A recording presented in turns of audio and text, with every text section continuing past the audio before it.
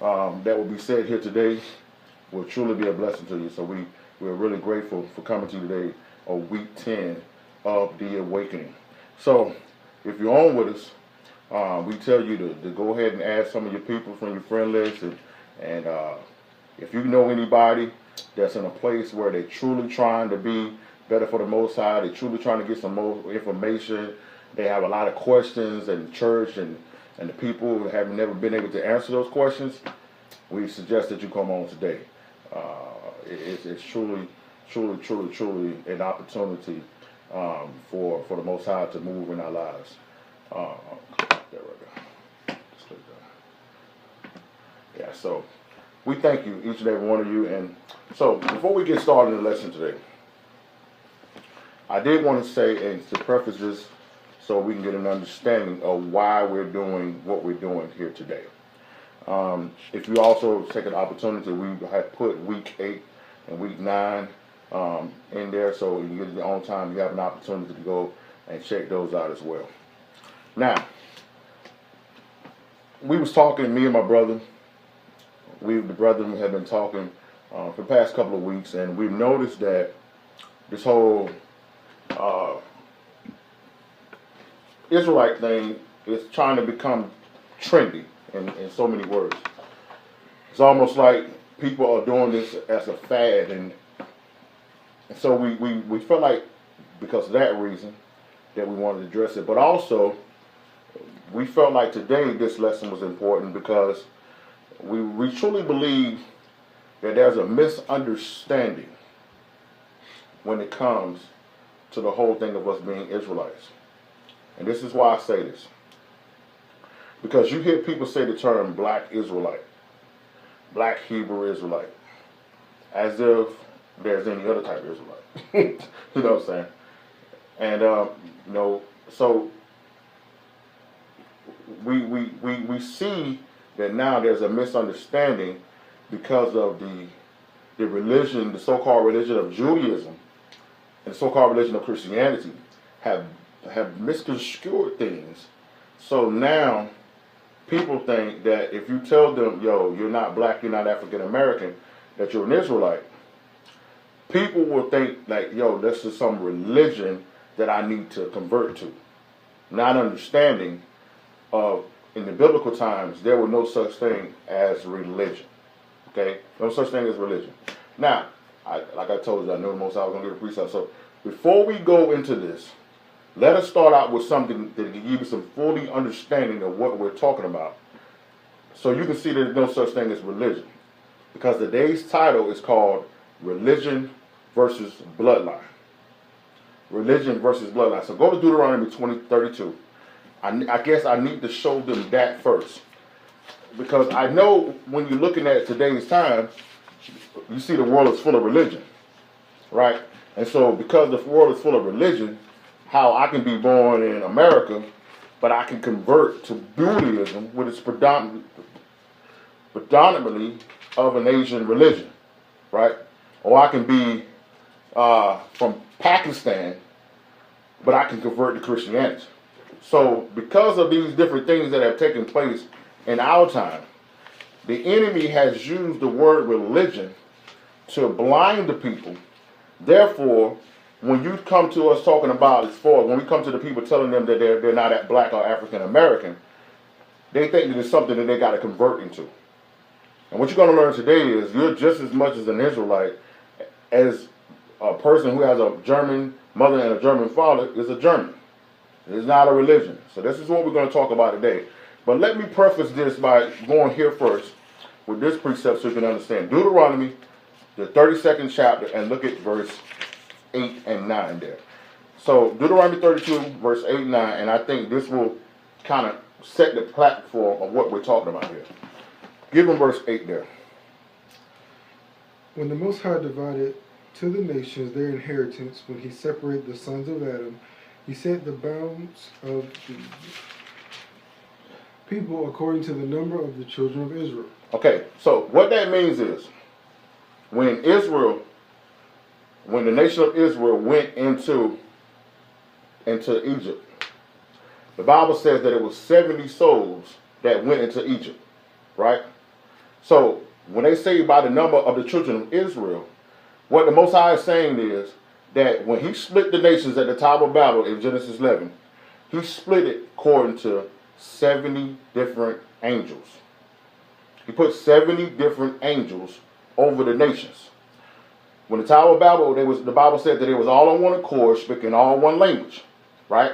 And so when he split the tongues, he sent 70 angels to each different group, and he broke them down into 70 different nations, right? And what he did was he put those angels over those nations to cover them, to show them different things that the Most High wanted them to be shown.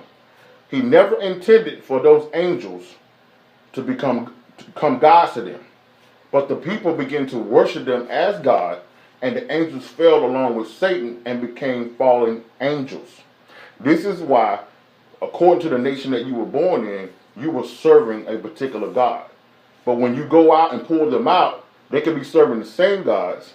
They just have different names. Okay? This is why you have Apollo in the Roman gods, but then you have Zeus with the Greek gods. Same fallen angel, different name. All right? So the Most High placed angels over them. So when you grew up in whatever land you grew up in, that's the angel, that's the fallen God that you serve. You thought that was your God. But in verse 9, he says, what did he do for Israel?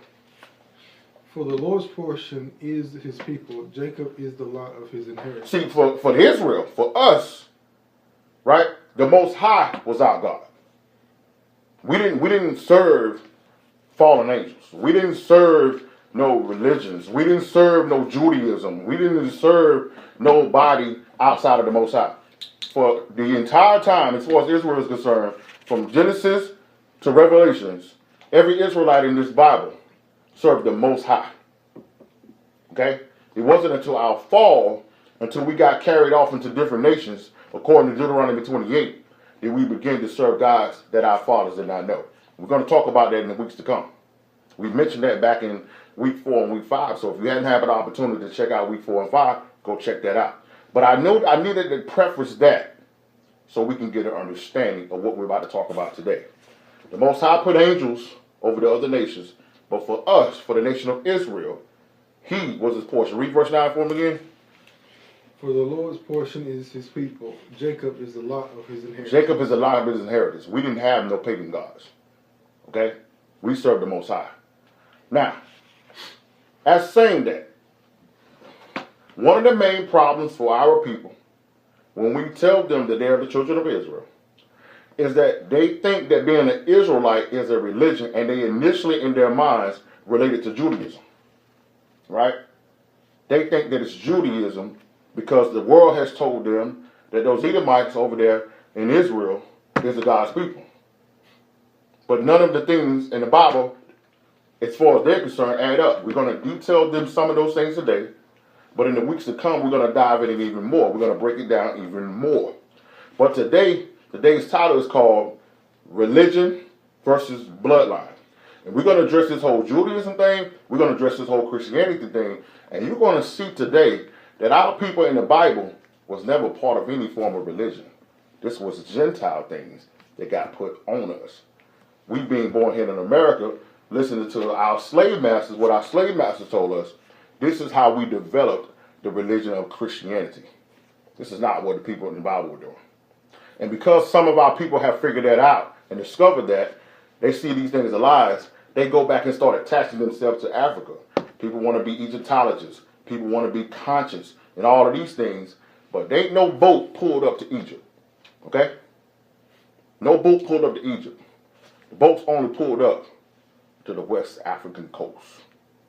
Alright? So go back and check out week 4 and 5 if you hadn't had an opportunity to see that.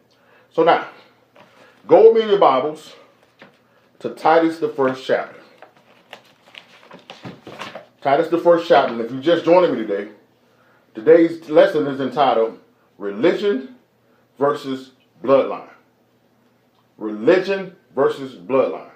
Because so many of our people think, because our whole entire existence here in this country, we went from a slave to colored to black, and we graduated to African Americans. It took us almost 200 years to be considered, as far as the country was concerned, Americans. They may try to call us African Americans now, but you can turn on your daily news and you can see it's impossible for us to be American. They still see us in the way that they saw us in the Constitution when they called us 3/5 of a man. Because if it was, things wouldn't be happening. LeBron James, being a multi-millionaire, wouldn't be called a nigger, right? Tiger Woods wouldn't be getting dragged through the mud the way he done if he was who he was. If the country looked at him in the manner who he was. But it doesn't make a difference how much money you got. To them, you only be the color of your skin. And we people have put this whole thing on us saying they hate us because we're black. That doesn't make any sense. It has nothing to do with the color of your skin. It has something to do with the blood that's running in your veins. Okay? So you're going to learn today the difference between religion and the bloodline. All right, Titus, the first chapter. We're going to look at verses 10 through 16. Give them verse 10 there. For there are many unruly and vain talkers and deceivers, especially they of the circumcision. So he's saying right there, he's saying, listen, there's a lot of people out here that talking like they with God, but they're not. There's the people who walking like they're God, but they're not. There's the people who dress like they're with God, but they're not. And you know plenty of yourself. You saw plenty of church folks yourself who act like they with the Most High, who got the part, who got the suit on with the pocket square and the matching socks, and they got the lingo down pat, and they look like preachers. But when you take all of that off, they have no fruit to show that they walking with the Most High, right? You got some women who look holy. They got the long dresses on. They got all the things that look like they is. But when you look at the fruit of their life, they have nothing to do with the Most High. But the church respect them. Because the church is not worried about your heart and your inner man. The church is more considered about your outward man. And this is some of the things that were going on back in the Bible times. Is that they were so used to being related to being as Israel that the Most High said, you might be circumcised in your body, but you're uncircumcised in the heart. Your heart has not changed, right? And so he's saying here, read that verse of Rome again. For there are many unruly and vain talkers and deceivers. And deceivers. Especially they of the circumcision. Especially they of the circumcision. When you see the word circumcision, you're talking about Israel.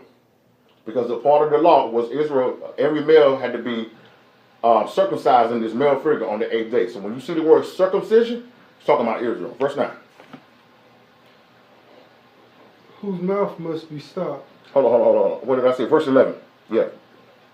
Whose mouth must be stopped, who subvert whole houses, teaching things which they ought not, for filthy lucre's sake. See, look at that right. We're seeing that a lot. Where you got these so-called prophets that are going from town to town, and as soon as they show up, people running out, going into their bank accounts, going back, taking their bill money, going down there to the prophet, sowing into the prophet because they think they're going to give him a word. Right? You got all these pastors coming with all these different programs.